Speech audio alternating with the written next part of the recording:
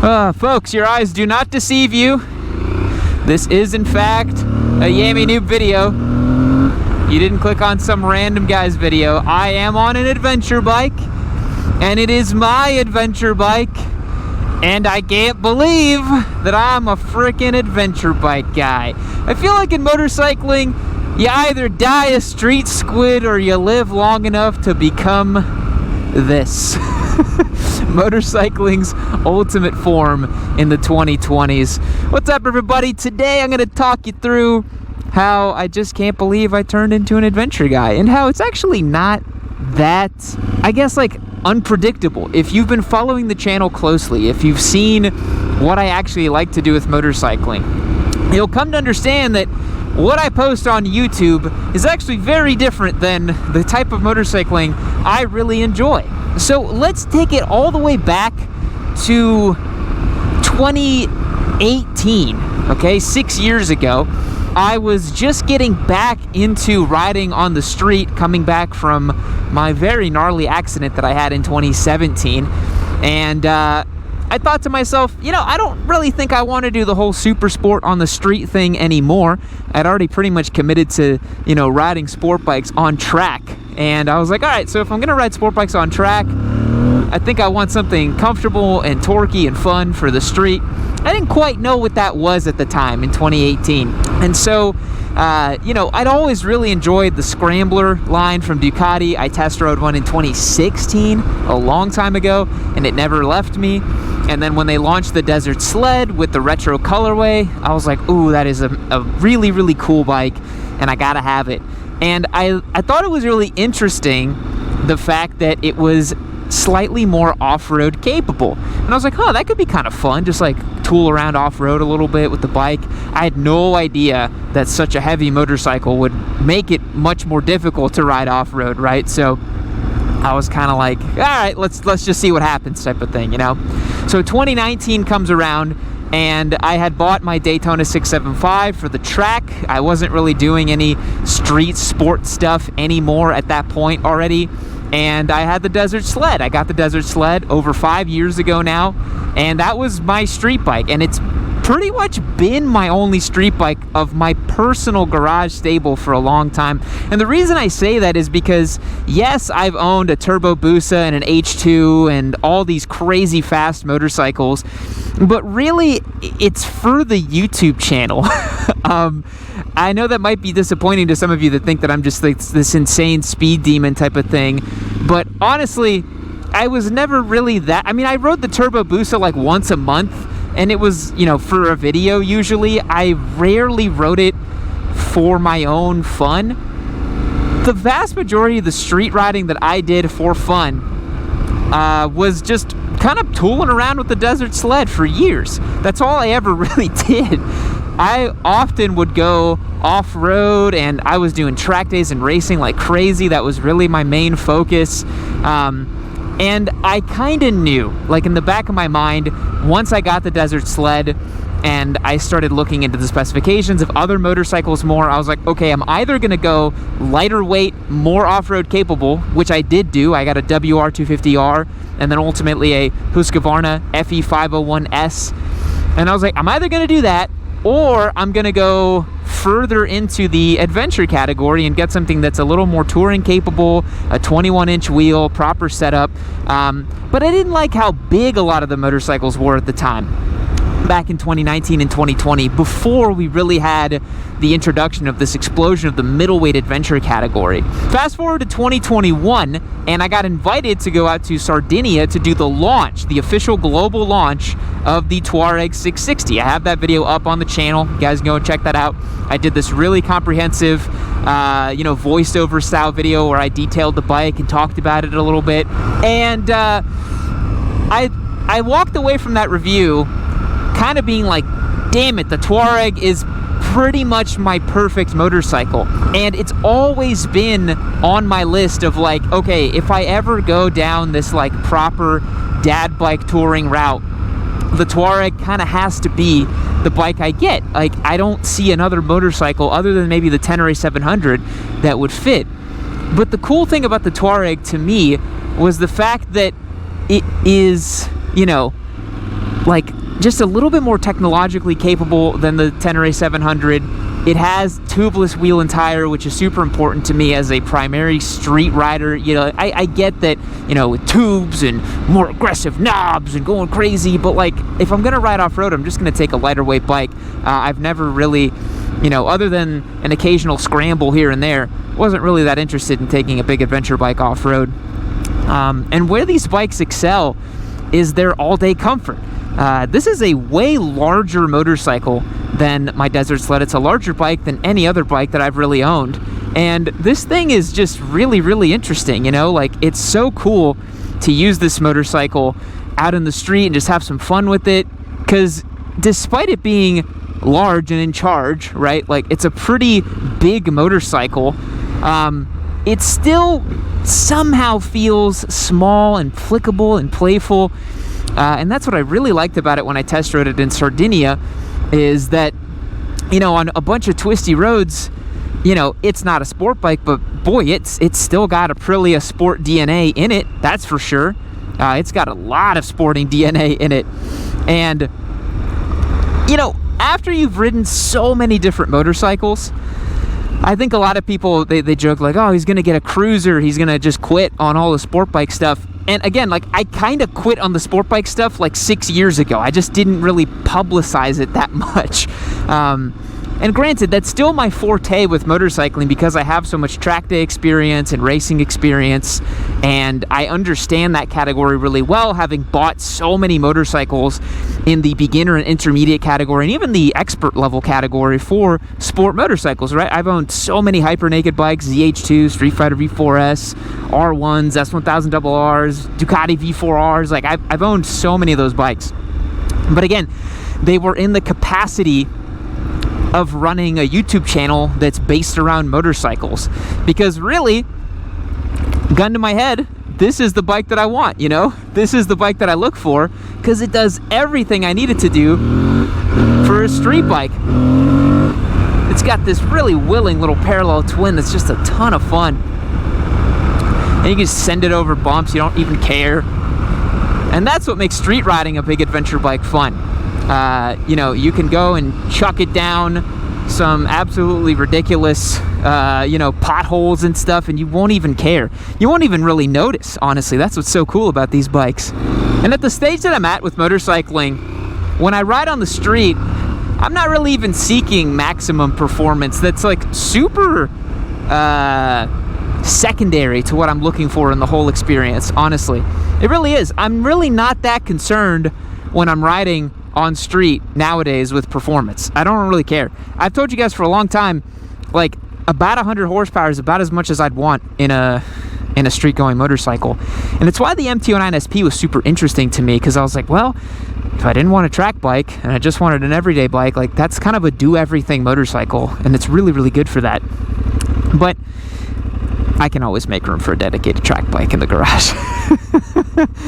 I can always make room for a track prepped R6 or maybe a KTM RC8C, you know, I don't know. But, you know, for the street, I think there's a reason why if you see riders who've been at it for longer than 5, 10, 15 years, they all kind of trend towards a very similar type of motorcycling experience. I'm not saying everybody does that. I know plenty of guys who, you know, they're out there 20 years deep on their Gixxer 750.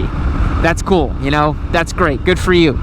But there's a reason why we all kind of gravitate towards these comfortable, upright, torquey, you know, 600 to 900-ish cc bikes. It's just because, like, it's what you really need to do the job, you know? It's what you really need.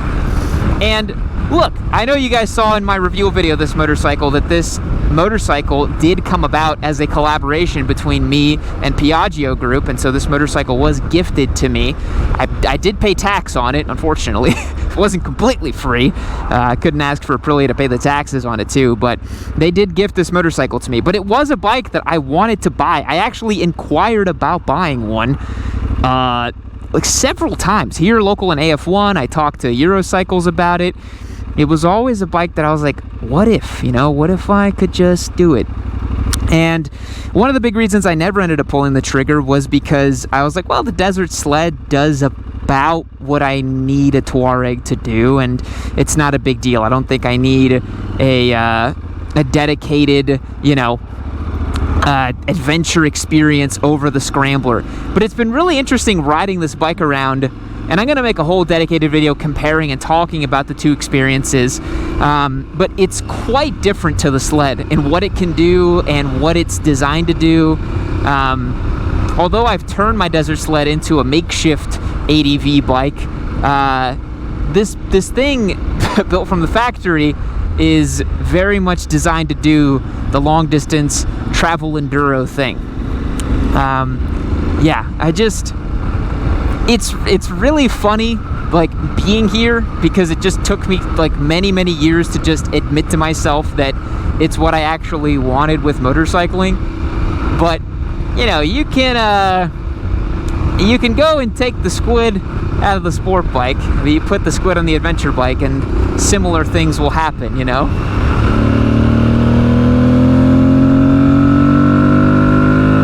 Listen to that.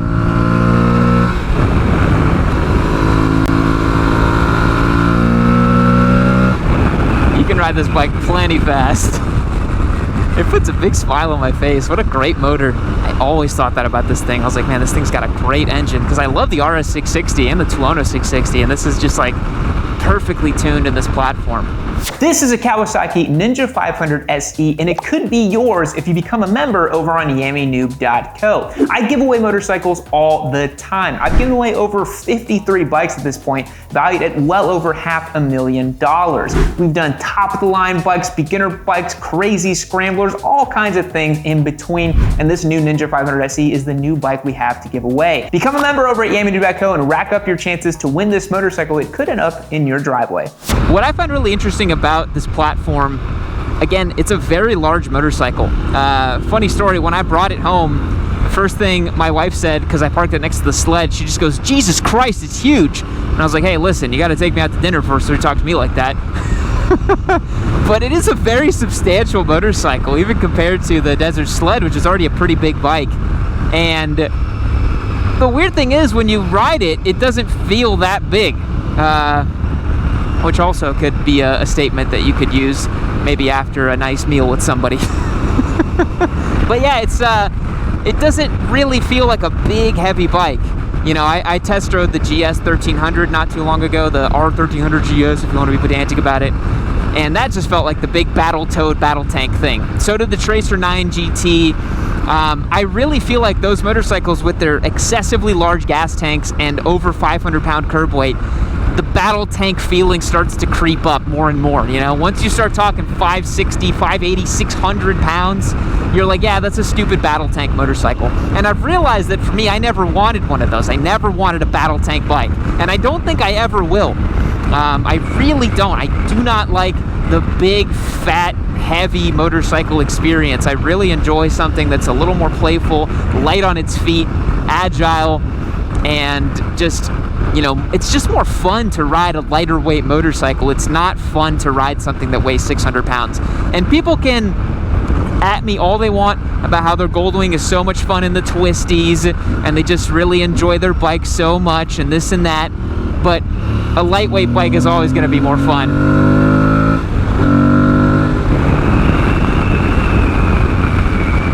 I just felt so at home with this bike.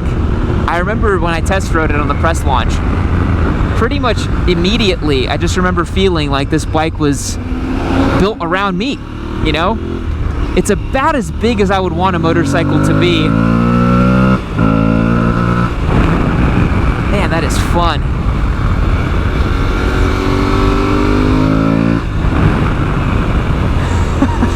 It points just beautifully. It holds a line.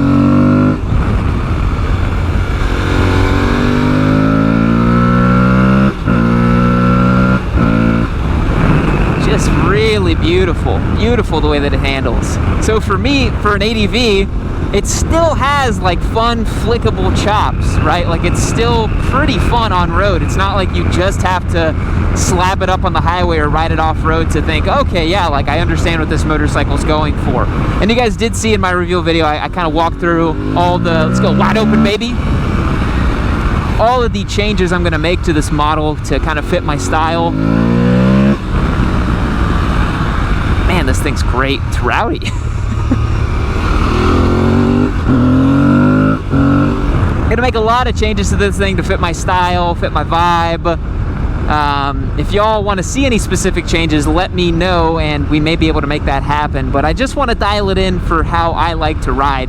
And it's gonna be cool to show you guys, you know, my process in modifying this thing to my specific tastes, because in the past I've modified the giveaway bikes to have a certain look or feel to them, or to show off a certain characteristic of the bike, knowing full well that it wasn't my motorcycle. But now with this bike, I want to show you guys the mods that I would do to it to increase my quality of life and the choices I'm going to make with this thing, because we are definitely going to dial it in for your sweet Papa Yam's preferences, because we didn't do that with the sled. I kind of just kept the sled as a super duper personal bike, but this one I want to show it off a little bit. We'll show off the changes and the stuff we're going to do to it. Really have some fun with it, you know. So boys, this is it. You're now on the Yami Noob Adventure channel. Gonna be doing some long distance with this bike, gonna be having some fun with it, making some changes to it. Don't be surprised if you see this motorcycle more often on the channel. Pretty much all of the vlog style content. If we're not on a giveaway bike, I will probably be on the Touareg here. And you know what? I'm gonna take this thing out to a track day just to show you guys that it can be done on stock equipment. And we'll go and see if we can go and embarrass some B group warriors out there with the adventure bike. I think that would be a lot of fun. Man, I like this bike a lot, man.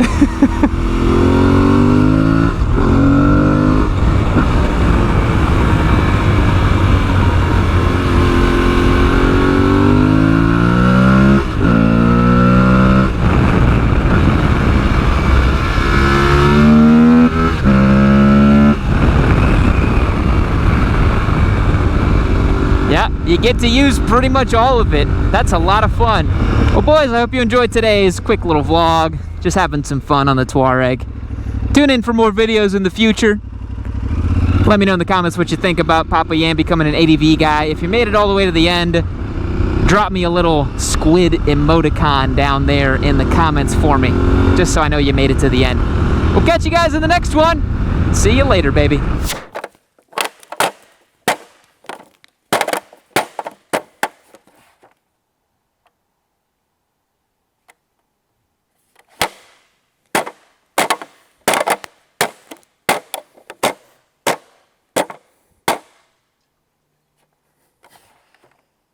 Keep watching Yami Noob.